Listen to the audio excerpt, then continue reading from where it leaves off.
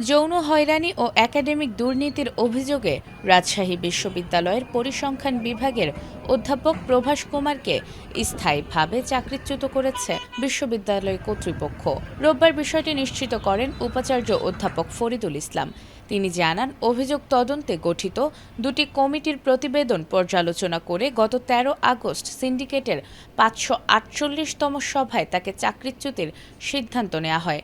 বিশ্ববিদ্যালয়ের ভারপ্রাপ্ত রেজিস্ট্রার জানান, প্রভাস কুমারের বিরুদ্ধে নারী হয়রানি ও প্রশ্ন ফাঁসের অভিযোগ ছিল। তদন্ত শেষে তাকে আত্মপক্ষ সমর্থনের সুযোগ দেওয়া হয়। পরে সিন্ডিকেটে চাকরিচ্যুতির সিদ্ধান্ত হয়। এর আগে এক ছাত্রীকে চেম্বারে ডেকে হয়রানির অভিযোগে গত বছরের ৯ সেপ্টেম্বর তাকে একাডেমিক ও প্রশাসনিক কর্মকাণ্ড থেকে সাময়িক অব্যাহতি দেওয়া হয়েছিল। Desk report, ATN Bangla.